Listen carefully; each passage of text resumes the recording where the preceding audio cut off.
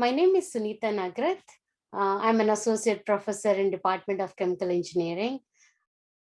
The biomedical engineering field that I have chosen is really, I got interested in it when I was studying for my PhD. I was working with how to simulate blood flow in arteries.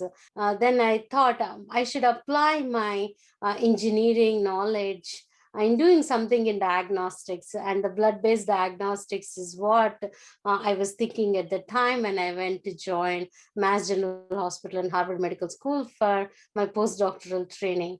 There I got to know firsthand how, if you can design a device that can really address a niche need in the clinic, it could transform that field.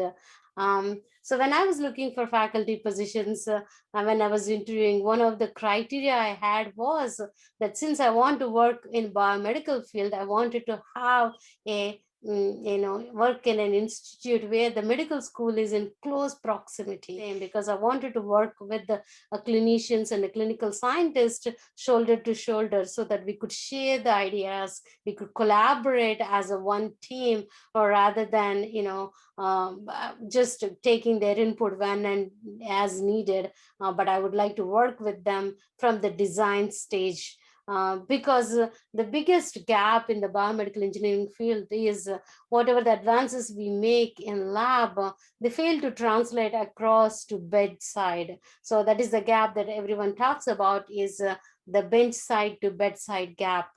But how that gap could be closed is that as an engineer, I wanted to work from the design phase itself closely with the clinical team so that we can tailor make our tools and technologies by identifying the problem that needs to be addressed immediately. That is the problem the clinician is interested in, such that it can make a difference in patient's life or patients, to how we execute our healthcare for patients. And the second aspect was, once we develop the technology, it needs to be robust and reproducible enough so that it can be easily implemented in a clinical setting. It should be able to work with the real clinical specimens. Those two being the criteria I was looking for schools. We have a strong medical school such that they have, research resource environment along with a collaborative clinical framework. And that is what brought me to University of Michigan.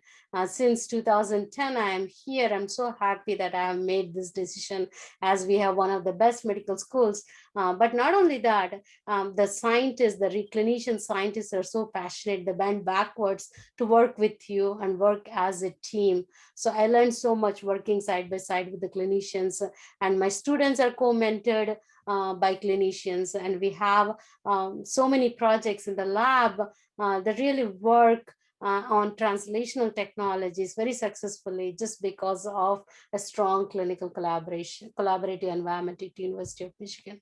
In engineering, maybe 20 years ago, were far and few. The undergraduate college where I went, we have probably, there were two, no, maybe three students out of a class of 40 students who were women. So we're very, less number of women students. And we had a very few role models. I never taught by a single woman engineer in my entire undergraduate study.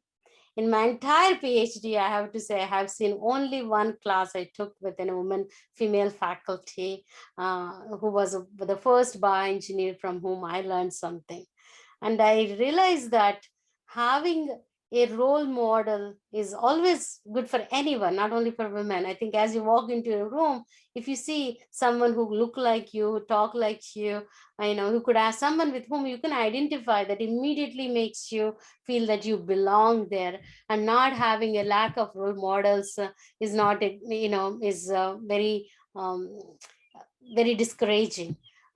Given that, I'm really happy to say that in my lab, I might have graduated, more than 20 PhD students, 80% of them are women.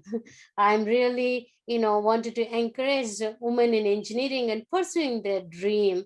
A lot of times, As women, we are nurturing. We should dare to realize our dreams. I think we sacrifice our dreams for a lot of other things. I think as a woman engineer, we have a lot of opportunities to train next generation of engineers and to have a balanced, balanced ideas.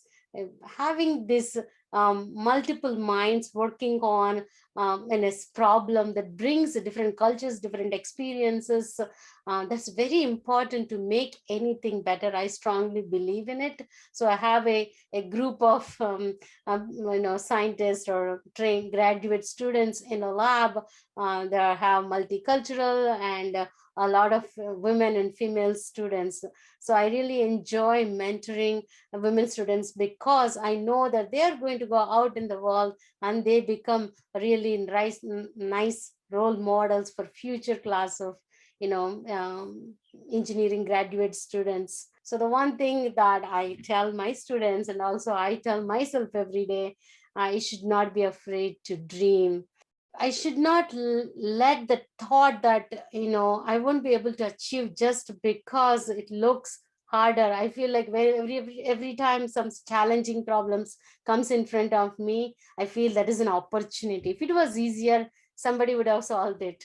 Just because it is tough and challenging, it is ready to be solved. And I see that whenever a challenges comes in my way, I feel these are opportunities for me, and I get really excited to work with them. And my journey as an engineer started with my passion to understand how things work. It led me to be able to establish a lab that works at the intersection of engineering, biology, and clinical sciences. I know that these are the small steps, but hopefully our collective steps and actions lead to huge changes. I would like to thank again for this opportunity, and I wish you all to stay inspired. Thank you.